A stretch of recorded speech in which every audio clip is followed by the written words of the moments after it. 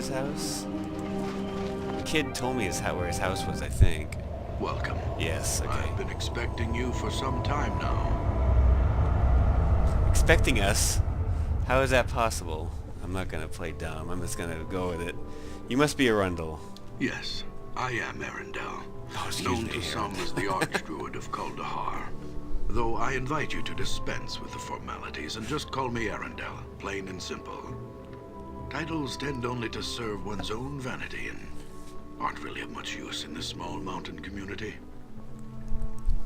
So I've been calling him Arundel, and that's because where I live, there is a town called Arundel, and it's spelled the same way, so Arundel is a town, and Arundel is the Archdruid of Kuldahar. So there's a big difference there. So let's see. Tell me, Arundel, do you know anything about the reports of disturbances in these mountains? Yes. It was I who sent Hallister to East Haven for help. His death weighs heavily upon my conscience. For not only was he a student of mine, but he was also a friend and trusted companion. He will be missed.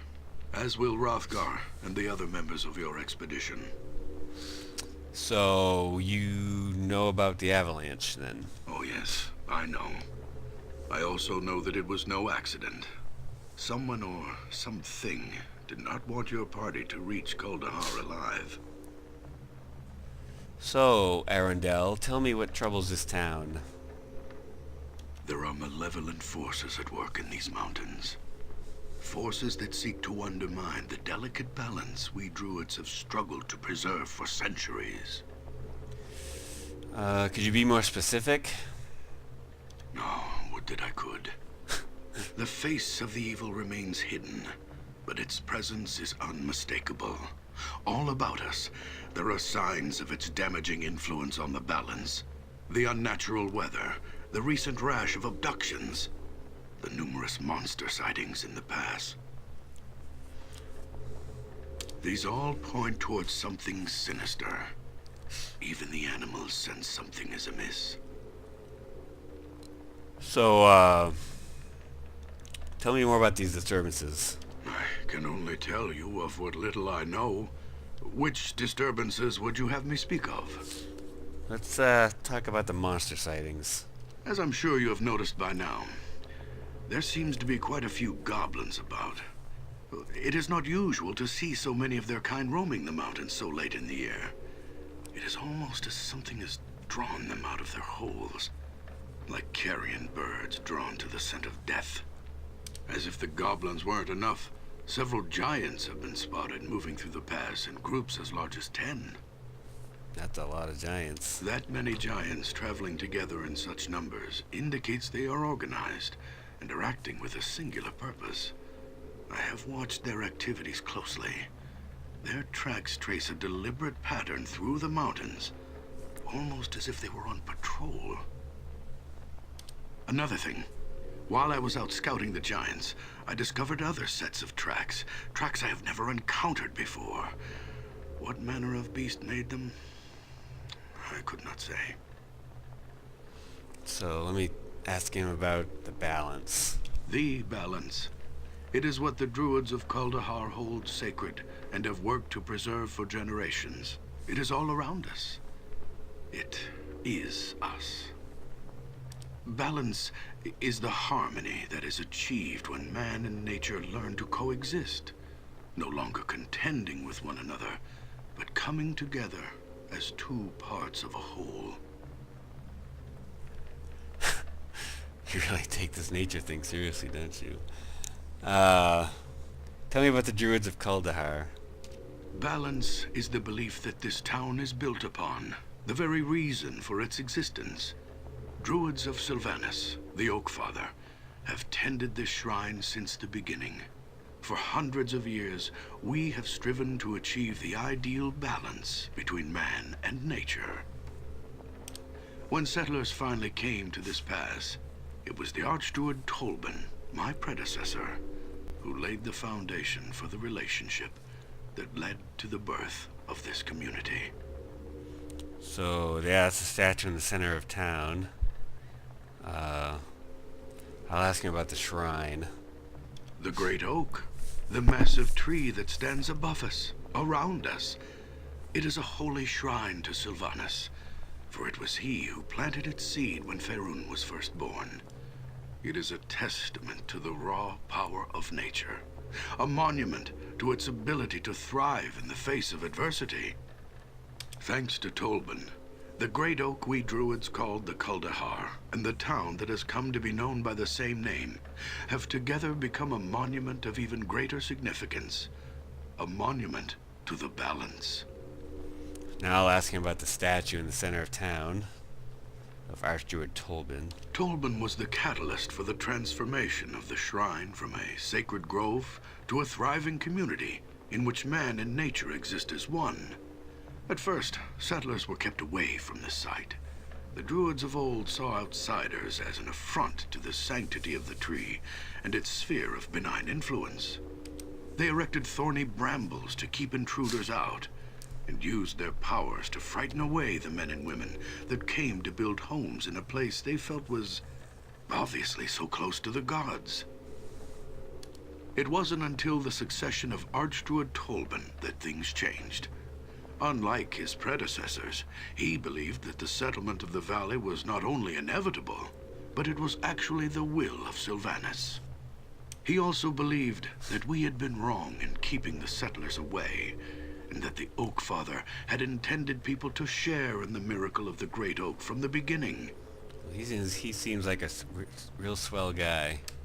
When Tolban finally became Archdruid, he formed a plan to fulfill the destiny of this sacred site by bringing about a union between the Great Oak Shrine and the settlers.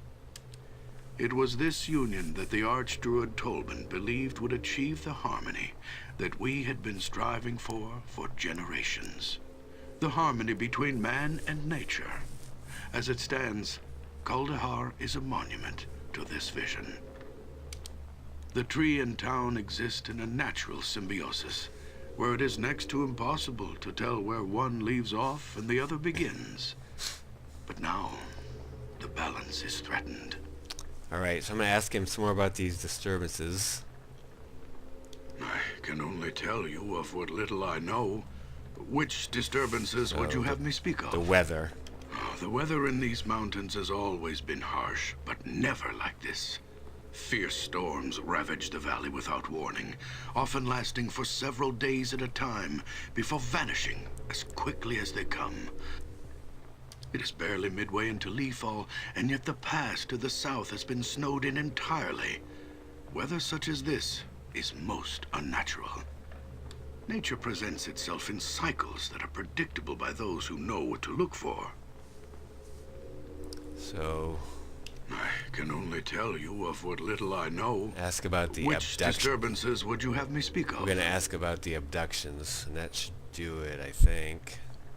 Oh, yes. Terrible, terrible. At first, there were tales told by travelers of companions disappearing into the night, snatched up from their bedrolls as they camped along the narrow trail that winds through the pass. We did not think much of these tales, for such occurrences are not unheard of in these mountains.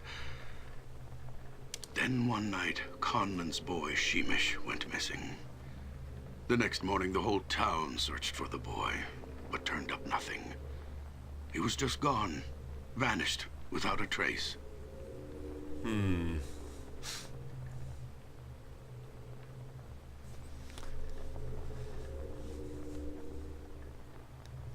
Well, that is strange indeed, I guess. The boy was just the first. Several nights later, another disappeared. Megan Potts, the local midwife. Her husband, Khalil, was grief-stricken to the point of madness. With barely a word to anyone, he snatched up his sword and marched off into the darkness after his wife. Good idea. No one has heard from him since. And now, the abductions are occurring more frequently. Aiden, the old innkeeper from the Evening Shade, was taken only 3 days ago. Huh. The Evening Shade. Did I go there? I didn't hear about that. Alright, so I think we're done And now we're just going to advance the story a little here. I fear that if we do not soon discover the source of these disturbances, then all that we have worked for will be destroyed. The evil that has come to these mountains infects this town like a disease. As its people suffer, so does the tree suffer from the sickness that attacks the balance, corrupting it with its very presence. Already, the circle of warmth that radiates from the great oak has begun to recede. We were forced to abandon the outlying farmsteads as a result of the shrine's fading power. If we do not take action soon, I am afraid that the life-giving warmth will cease altogether. Shit. Both the great oak and the town, nestled within its roots, will die. This must not happen. We need your help.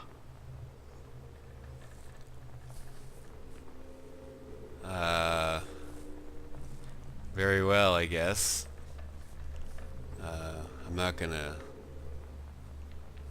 I mean, the first option is like be a total dick to the guy. I came here to help them, or I came here for treasure, but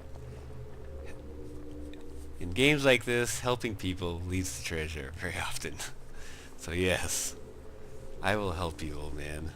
I suggest you begin by investigating the Vale of Shadows. It is a place not far from here.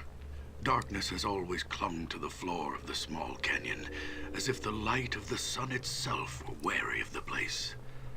There are a number of ancient crypts hidden within the shadows of the Vale's narrow cliff walls.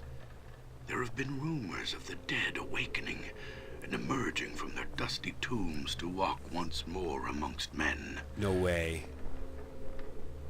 If these rumors are true, then I suspect that whatever is responsible for disturbing their slumber may be behind the other disturbances as well. Go to the Vale of Shadows, learn what you can about the happenings there, then return here and we shall discuss a course of action. Good luck, and farewell. Okay, so first what we're gonna do though is go back to the valley and finish that off.